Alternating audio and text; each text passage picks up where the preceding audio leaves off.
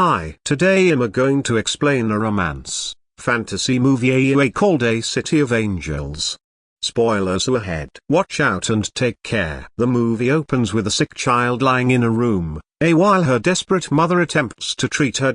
We then notice a man named Seth watching the girl intently, and while she can see him, her mother cannot. The girl is eventually rushed to the hospital, where her condition doesn't appear to be improving. The doctors do everything they can to save her, but she ultimately passes away. Her soul then joins with Seth, and we discover that the man is actually an angel who watches over humans and protects them in unseen ways. His primary responsibility is to appear to those nearing death and guide them into the next life. Seth asks the girl what she likes most in the world, to which she answers, pajamas. Later, we see numerous angels, who are scattered all over the city. It is revealed that while the angels don't feel touch or other basic human senses, they can read humans' minds. Seth then arrives at a beach to watch the sunset with one of his fellow angels, Cassiel. He begins discussing the dead girl and how she asked him if she could be an angel with wings. But Cassiel says it's not possible and that Seth should explain to her that angels are not human and never have been. At this moment,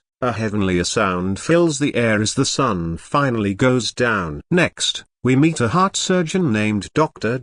Maggie, who arrives at the hospital on her bicycle. She then performs surgery on our man. But Seth is also present in the room, which means the patient is destined to die. When the patient's vitals begin to deteriorate, Maggie desperately tries to revive him. Seth informs her that the man will undoubtedly die, but Maggie stares at him and says he won't. This shocks the angel because humans are not supposed to see him. However, in the end, the man passes away, leaving Maggie devastated. She sits alone on the stairs and begins to cry in frustration. Seth also sits next to her and offers her comfort, but she doesn't seem to notice his presence. Later, Seth meets with Cassiel and asks if he has ever been seen by humans. The latter responds with no, claiming only those he allows can see them. Seth insists that the doctor he met earlier saw him, but Cassiel says it is impossible and maybe he misunderstood. Seth then states he wants Maggie to see him,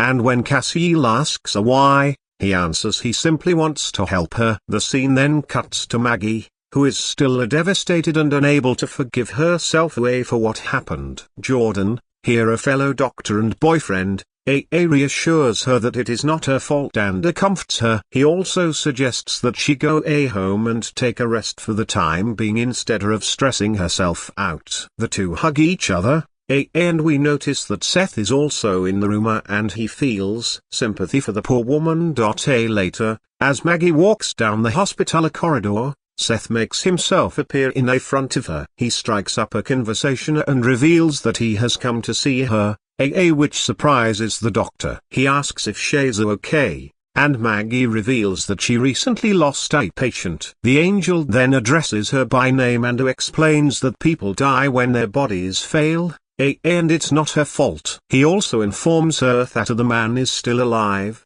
but not in the way she thinks. Confused, the doctor asks how he knows her name, so the angel points to her badge and leaves. Maggie then notices her badge and is shocked to discover that it only reveals her last name. Over the next few days, Seth continues to watch over Maggie while remaining invisible, and it seems like he is falling in love with her.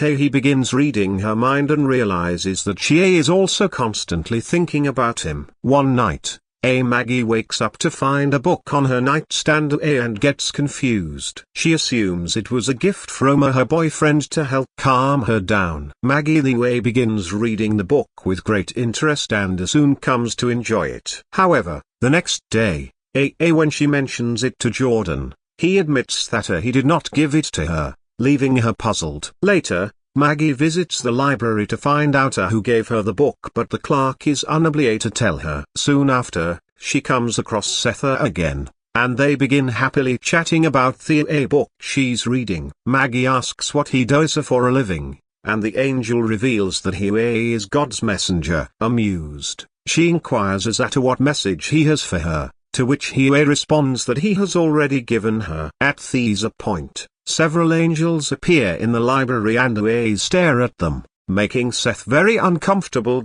He therefore suggests they go somewhere else. A and Maggie readily agrees. The two then spend the day grocery shopping and having deep conversations about the meaning of death and their beliefs in heaven. In the evening, Maggie is called to the emergency room, where a patient named Messenger is choking away on a tube. She works quickly to help him and eventually calms him down. Meanwhile, Seth is also present in the room, paying close attention. After everyone leaves, Messenger speaks aloud to Seth, revealing that he can feel his presence even though he cannot see him. This leaves the angel shocked, and he decides to quietly leave the room. Soon after, Seth appears at Maggie's house, becoming invisible, and listens in on a conversation between her and her boyfriend. Maggie tells Jordan how she met someone named Seth and spent the day discussing the meaning of death and the afterlife. However,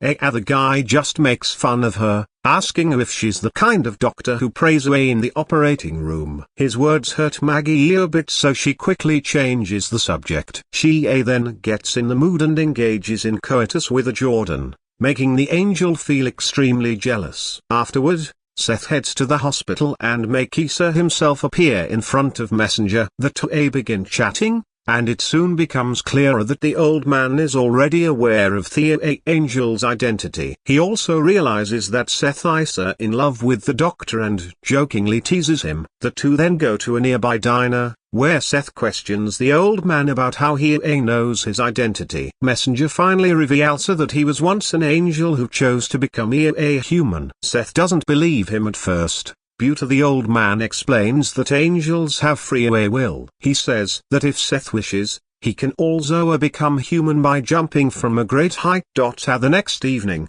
Seth takes the old man to the beach where all the angels gather at sunset. When they arrive, Messenger no longer hears the heavenly sound, but instead jumps into the sea, feeling alive. He urges Seth to become a human as well. But the latter appreciates his being an angel and thinks about all the beauty he would miss if he became human. Days later, Seth meets with Maggie again, who has learned about his friendship with Messenger. She invites him to the old man's recovery party at his home, which Seth agrees to attend. During their conversation, he asks Maggie if she loves her boyfriend, but she doesn't know what to say.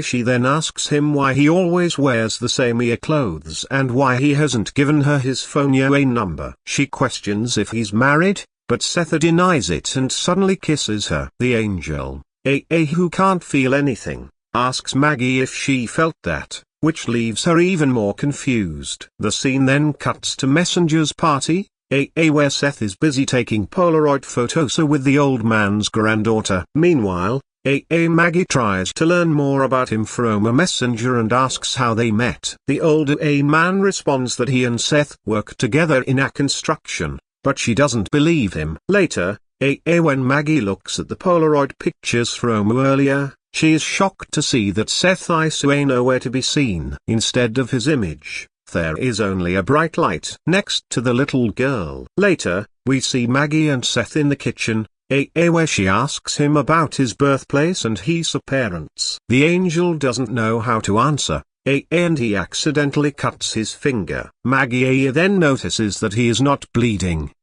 so she intentionally cuts his hand again, but nothing happens. This freaks her out, and she angrily calls him a liar. With no other option, Seth finally comes clean and tells Hera the truth about his identity. He confesses that, despite everything, he has fallen in love with her. But Maggie doesn't believe him and angrily asks him to leave, which he immediately does. Over the next few days, Maggie continues to think about Seth and becomes very sad. When she arrives at the hospital one morning, Jordan proposes to her out of nowhere.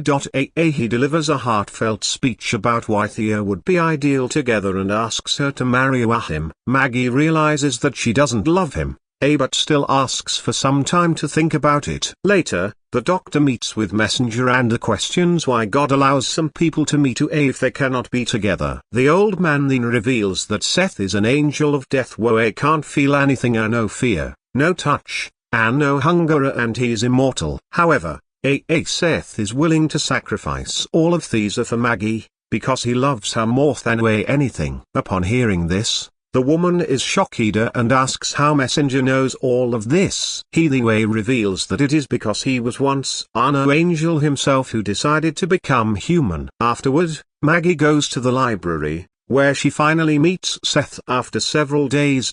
He is overjoyed to see her, but his mood shifts abruptly when she reveals that she has come to say goodbye. Maggie admits that Jordan has proposed to her and she intends to accept him. Upon hearing this, Seth argues that she doesn't love him, but Maggie says it does not matter because they are both human. After saying this, she walks away from the The angel boy is so devastated by the turn of events that he decides to take drastic action. He climbs to the top of a skyscraper under construction and jumps from there. Sometime later, when Seth finally awakens, he notices he is in severe pain and bleeding for the first time. This makes him extremely happy, as it means he has finally become human. Without wasting any time, he rushes to the hospital to see Maggie, but the receptionist refuses to lay to him in without an appointment. Seth continues to insist until a doctor arrives,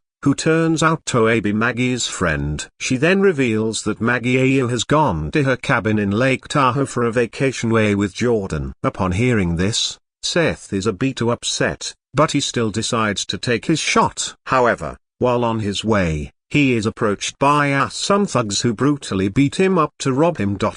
Seth doesn't have any money, but they still take his shoes before finally letting him go. The injured man then stands by the road, asking for rides from several people. A majority of them proceed to ignore him until a kind stranger eventually agrees to help. After some time, Seth finally arrives at the cabin, where he finds Maggie alone.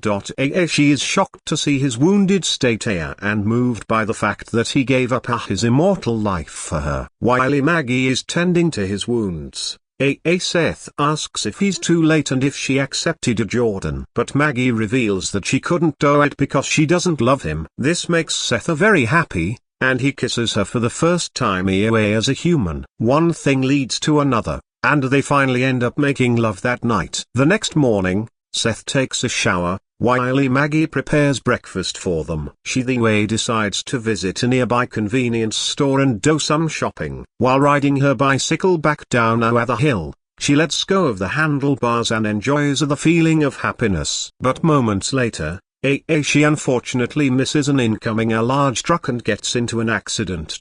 Shortly after, Seth arrives at the scene and is distraught to see Maggie's condition. He decides to call the hospital, but she tells him not to bother. Maggie knows that she wants to be able to make it and expresses her love for Seth. She apologizes for leaving him so soon, but Seth refuses to have this conversation. Maggie, who is dying, sees an angel beside her, whereas Seth, who is now an ordinary person, sees nothing. Nevertheless, he knows they are there and whispers to Maggie not to look at them. The angel asks her what part of life she liked most. She answers Seth before passing away. Following Maggie's funeral, Seth falls into a deep depression and spends his days mourning his lost love. One evening, while sitting alone in the living room, he is suddenly visited by his former friend, Cassiel. An emotional Seth asks if God punished him for what he did. But Cassiel responds with no. Seth accuses his friend of causing Maggie's death. But Cassiel tries to explain that he had no control over the situation. After the man finally calms down, Cassiel asks if he would have changed himself into a human if he had known how everything would turn out. In response, Seth says that he would rather have smelled Maggie's hair, kissed her on the lips, and touched her hand one time than spend eternity without her. In the final scene, we see Seth standing on the ocean shore where the angels gather. He jumps into the water and decides to enjoy himself, knowing that, despite everything, his life will go on and he will meet Maggie again someday.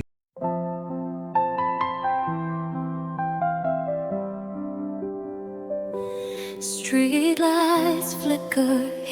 hum, whispers of a city numb, silent echoes off the walls, dancing shadows till we fall. Heartbeats pounding like a drum, lost in rhythm till we're one. Neon colors paint the sky, catch the glow within my eye. We're just dancing in midnight underneath the city lights. Every step feels like a dream in this endless neon gleam.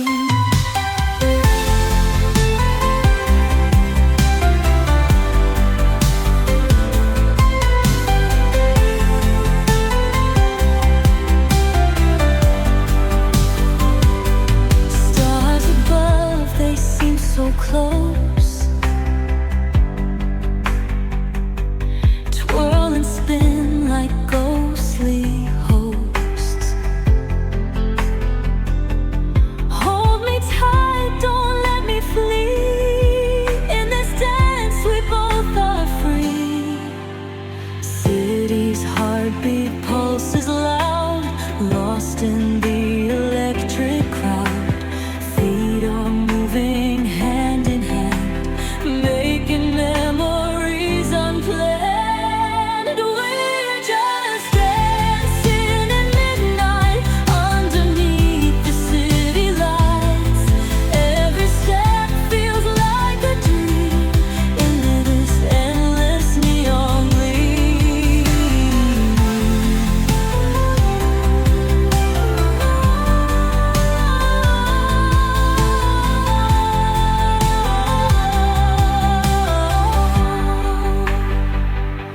City's heartbeat pulses loud, lost in the electric crowd. Feet are moving hand in hand, making memories unplanned.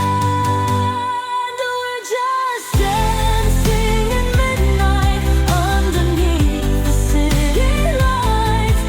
Every step feels like a dream in this endless neon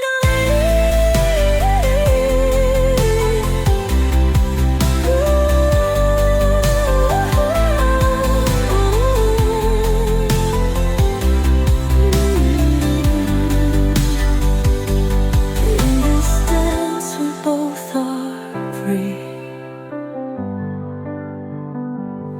A neon gleam.